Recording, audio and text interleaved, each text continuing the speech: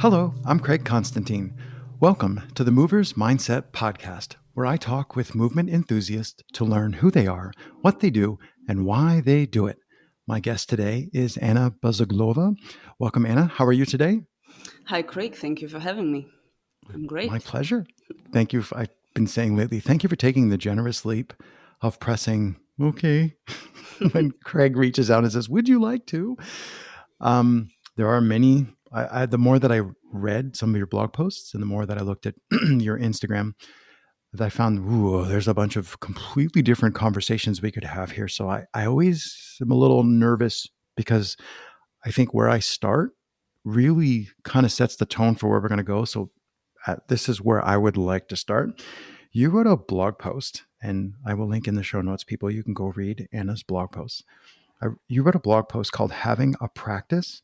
And in it, pretty early, you mentioned something that your Zen teacher had said to you. So I'm quoting you, quoting your Zen teacher. And it is every day, put something consciously on your altar, something you keep sacred.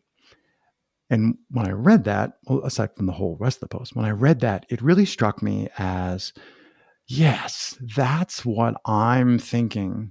Like the sacredness, that's what I'm thinking when I think about my practice.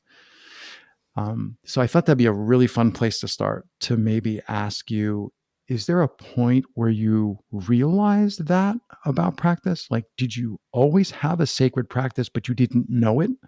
Or was there a point where you realized that you needed to make your practice, your daily practice, sacred? I think the truth is both ways because I did do the practice and I did everything around it that would make it sacred in the eyes of other people. But maybe not until later I realized that it is sacred for me and that this is something that I need to cherish and treat Mm, in such way. So, and this, when I heard it also, and as you said, that's from a Zen master that I used to study with, it made me clearly see that for myself, and it made me clearly and consciously take the steps to make my practice such. And mm, uh, even though I already been doing such steps, there were some things that were missing, and it helped me to redirect myself in a better way and relate to it in a better way. So it was also something that obviously I wrote about it and I'm mm. thinking about it every day because it's a good thing to remind ourselves of, as I don't think that the dialogue of sacredness, of deep meaning, is something that is often connected to daily things. And it's not only the physical practice that I treat in such a way, but also just daily moments and living the life, being present to it all the time. And it doesn't matter whether I'm doing an official quote unquote session of practice, or I'm driving a car, or I'm talking to my husband, or I'm teaching a class, or I'm just walking down the road. Mm. And I think this mindset shifts something in the way you do things day to day. I completely agree that it shifts how you do things. Two things jump out at me there. One, for people listening, the before we pressed record, we were talking about what I thought was a really good Instagram, I don't know, video, reel, whatever, about while you were driving. So people go find Anna's IG account. It's in the episode notes, and you can find your way to. It's just a video of her driving and talking about it. And I'm not going to let any more of the cat out of the bag. It's Instagram. It's 60 seconds, but worth listening to. You'll understand what she was referring to there when she mentioned driving. Super useful.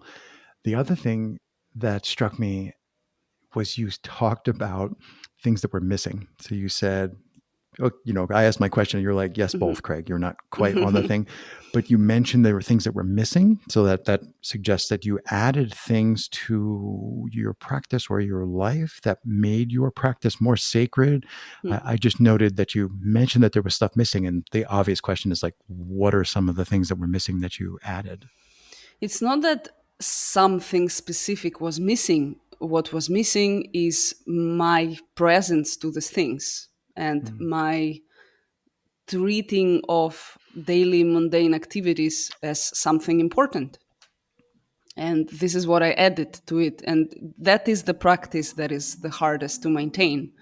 Because when we are living in a routine, when we are accustomed to the faces that we see every day, the place that we live in, our workplace, whatever it is that we're doing, the tendency is to treat it like something unimportant. And this is what your life consists of. Your life consists of Yes. washing plates. Your life consists of having a meal. It's not the peak moments of life that take the most of your time. This is every day, commuting to your workplace, or cleaning your apartment, or doing whatever you do for your job. And in this article, I was talking about it, that you mentioned about having a practice. Practice can be anything. It doesn't have to be any specific set of exercises or disciplines, whatever you call it. But it can be just the thing you already do. What I Mhm. mentioned there, for example, is people who work in the construction sites. And what I often see, it's not that they're happy with their life, but they're doing a very important job. They're building people's houses, or they're Yes. improving, renovating people's houses. So if it is a hard work, but with all honesty, I would tell you, if you offer me to choose between office work and construction work, I will choose construction work 7 days of the week. And just changing your mindset of going there because you need a paycheck, which is true, you do need to earn your living somehow, to I am building or renovating a house where people will live. So I'm creating something that will be of benefit to others. The way you treat it every day and the way you show up to work every day will be very different. And this can be a practice. And it is true to anything. If you are working in a supermarket, and we don't think about these professions as something that can be treated with any kind of importance, but it is an important thing that someone needs to do. And the Yes. person who is in this position, that for whatever reason have to do this job, if we will teach them to treat it differently, in the way that they how would you say it, in the way that they explain to themselves the need to be there every day, the way they show up to work will change. And also it will not cause so much friction and suffering as if it's you treat it as an obligation just because you need to eat, which might be Mm. true in essence. But I hope it makes sense what I mean. It's just this shift in the perspective of how we're looking at things that can really change the way you feel in a day-to-day doing normal things, and doing hard things at that. I I think there's a beautiful inner strength that you're pointing to. You're saying that people can develop that inner strength by changing their perspective. Again, I agree completely. As I expected before we started, I'm like, oh, this is going to be a whole bunch of me just going, tell me more, tell me more. Um, this might seem like a left turn to people listening, but I believe I noticed, I hope I'm not wrong, I believe I noticed that your father passed away maybe 8 or 10 Yeah, years yeah, ago. yes, Um, yeah, my about that. condolences, of course, Hmm. but Thank my you. thought was the photo that I saw of him was dressed as a martial arts instructor, and my guess would be kung fu, but I could be way off base. And I'm wondering how much of this, like, I love your perspective on this, is all awesome, beautiful perspective. Did that come from your father? Do you think you got the beginnings of that in martial arts? Because sometimes people tell me stories about martial arts weren't great for them, and some people tell me stories about martial arts were awesome. And I'm just wondering if you can pull or maybe draw the thread of what you were just describing. Does that thread go back to before you came to Spain? Does that go back to childhood? Does that go back to martial arts? I'm just wondering how far back you can draw that, or how far back you can trace that awareness. Okay, yes, of course. I think it has a lot to do with this. So, my father, he was a wushu teacher. It was a wushu that he did for many years. When still back in the Soviet Union, it was illegal to do it. And at the What? same time, he was yes. Sorry. Like, what? Yes, That's there are many awesome. things. There are many things that were interesting about Soviet Union, but and he at the same time he was also a military officer. So he served in the military the most of his life, and then he ended up teaching in the military academy. And I think this combination of things, of course, shaped me because I had really good relationships with my father. Also, he was a very supportive figure. I We had other problems when I was growing up, just for the because of the reality of the collapsing country. But in the terms of support and in the terms of guidance and in the terms of the outlook on life, of course, my father has to do a lot with this. He was also a Buddhist. He introduced me to Buddhist teachings, but of course, you don't cherish things that you have. So actually, when he was alive, I never got the chance to talk to him about these things more in depth. But already Hmm. after his passing, I found the person to study with, and I started to dive deeper into this practice. But of course, just by watching him living life and doing things, it was never any direct teaching because I didn't do wushu with him. The same for the same reason. I always thought that why would I need that? But um, how he would treat me as a child, how he would conduct himself in the face of adversity, especially because 90s in Russia were very hard times for everyone. And this gave me resilience that I have now. This gave me, of course, a lot of different perspectives on the things that I see. I live in Spain for over 10 years, and I see that people in the West are lacking. Not everyone, of course, it depends a lot on the family that you grew up Sure. in, I think, but the environment of hardship and overcoming, the adversity of just what's going on around you, of course, give you a very different perspective.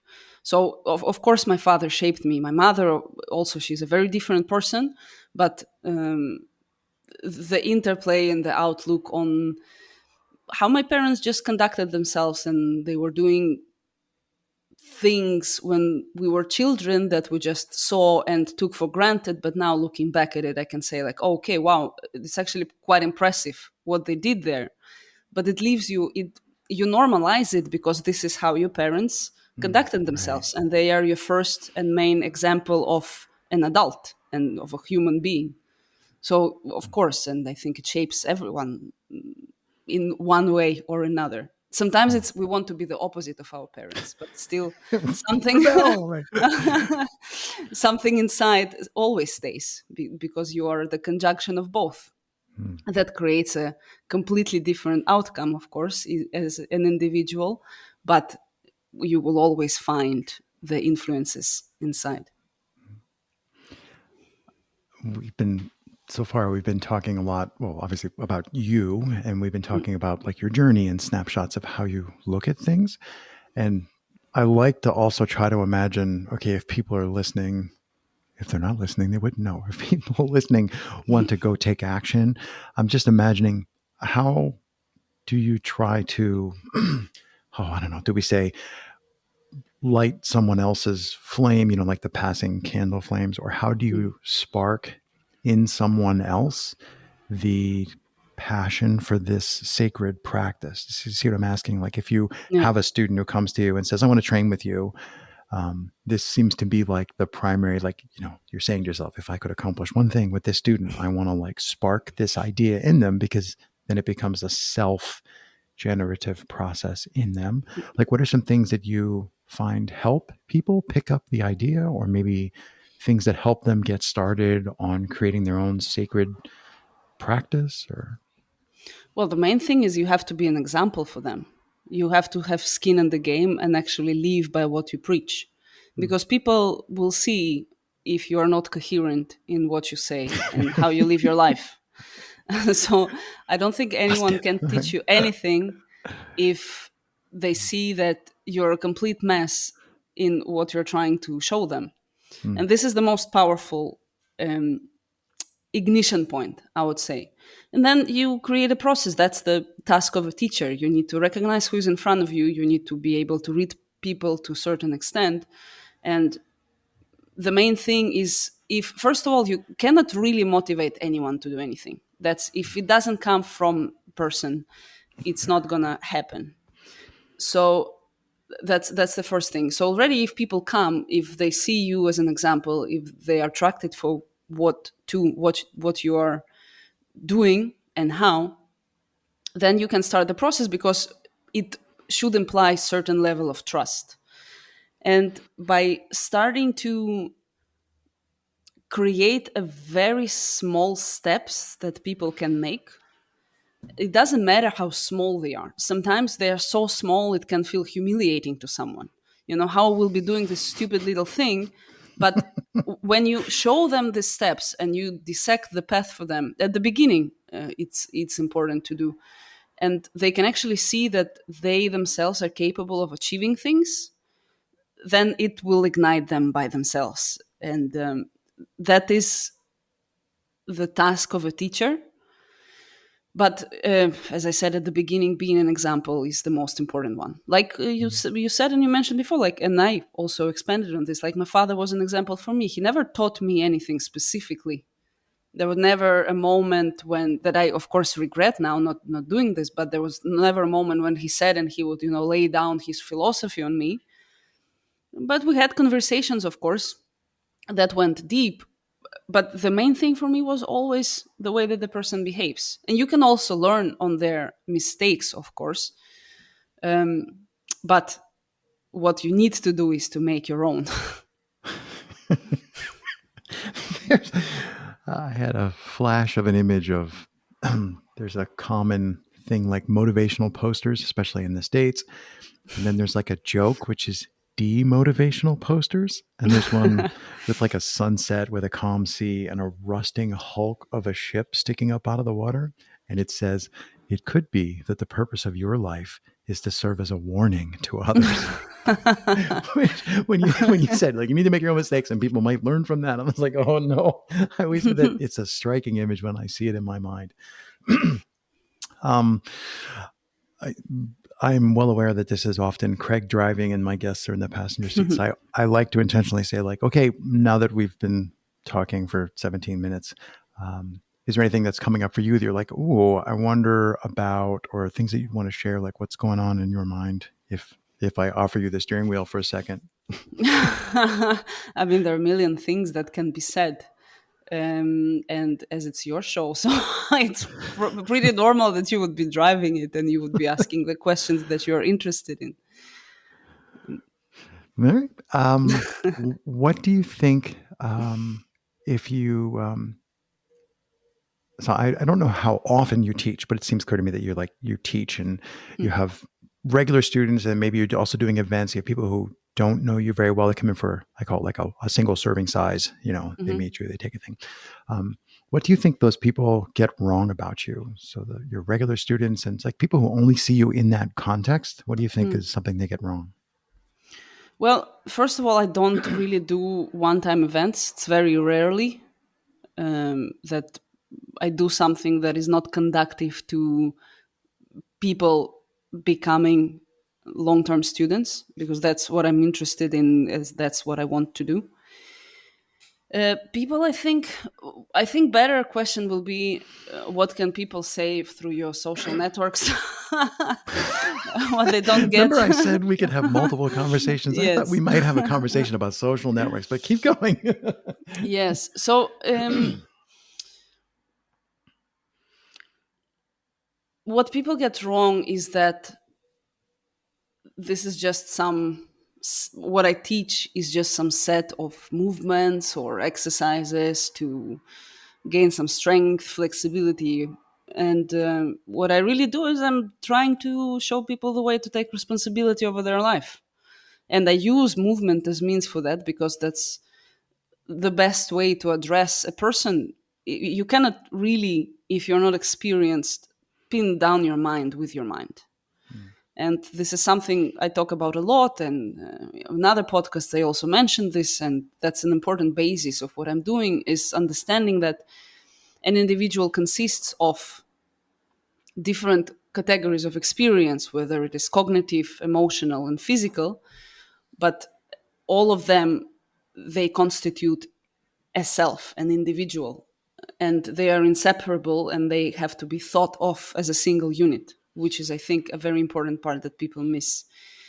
So what I'm doing is I'm trying to show people that they can be an autonomous agent in their life, that they can develop, of course, better capacity to move, because the complexity of your movement and how you can control your body affects directly how you can control your emotion, how can you control your cognitive processes. And it's done through an array of practices, through different propositions of developing in certain directions that I have all learned from Udo Portal, that has been my teacher for the last 10 years. And it involves physicality, as I said before, as a main vehicle for that. And if we talk about the physical layer, of course, there are certain aspects of the body that I'm trying to develop in my students, which are the general capacity to move and solve motor problems, let's put it this way, which are applicable to many different fields, not just to a single discipline or a single way of moving. So I'm trying to show people how to marry the opposites in quotation marks, because the opposites are just on the spectrum. They form a whole that needs to be explored. And movement practice is a way, the way, I would say, to do so.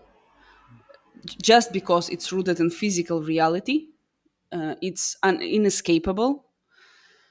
You cannot choose whether to move or not, as Feldenkrais said, but your choice is whether you do it better or worse, and whether you are choosing improvement or deterioration. Oh, so many things, Anna. Quick, I call these drive-bys. You just mentioned Mm-hmm. Feldenkrais, which is the gentleman who founded the Feldenkrais method. I just want to say, I'll put it in the episode notes. People, you can go chase that thread. It's very interesting. But I wanted to make sure that people didn't just miss that word go Yeah. flying by. The other thing, and I don't know if I have to pull up my web browser or if you can remember, I saw an Instagram video of you standing on a dock with water and a boat behind you, and you were moving your arms. Do you remember this one? Yes. Yeah. Yeah. We Okay. did some You coordination. Yeah. Yeah. yes. So you made a point in the text. I kind of like half watched the videos, and mostly I'm reading the captions. But anyway, Rare um, case, huh? yeah. Well, I'm weird. Yes. You mentioned about, and I'm trying to get the words. You mentioned developing. Oh, brain not working. Not coordination, but developing the ability to I'm missing a noun. If I had the noun, developing this noun gives you the ability to quickly adapt to new situations, new challenges. And I Mm-hmm. can't remember exactly what that noun is, but It is coordination. I was is it talking about coordination? coordination. Yes. Okay. Yes. Um, that struck me as really insightful, that to point out that yes, you can learn coordination, when you are older. Mm-hmm. Yes, coordination is this thing that feels like it's unspecific, like coordination. What does this word mean? And I really like that you were in the caption, you were talking about, no, you can learn coordination, and it's challenging to learn it, and it's really a powerful tool. uh, but I don't really have any I don't have a question around it other than to say I really Okay. enjoyed your talking about coordination. So tell me some thoughts around coordination. I'll make it a Okay. statement. So, first of all, the terminology. No, you cannot learn coordination, but you can become more coordinated. So, coordination, people think about it. Um, there are many ways to decipher it, let's say. And the thought about coordination is like, okay, you either have it or you don't. Oh, like the people who you see in the disco and they're like off the rhythm of everyone else, bumping into each other. It's like, okay, this person is coordinating and they are lost for society, forever. And it is not the case. The case is that people don't put enough effort into developing those things, because being in the process of developing it, and especially at the beginning, makes you feel really dumb. And if it, however, if it is challenged correctly, if you are involved with practices that um, constantly twitch the parameters and constantly make you solve problems quickly. And again, as I said at the beginning, it can be as small and as humiliating as it needs to be for a person who is really struggling to organize their body, but it can be done. And I have seen this in countless students that I have taught, in countless students that I have seen passing through EDOS coaching, and myself also being an example of it.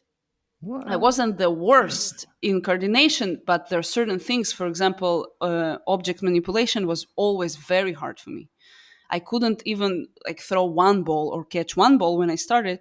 And now I can juggle multiple balls, doing multiple patterns, balancing the sticks, playing drums, etc., etc. There are many. I can apply a skill across different scenarios.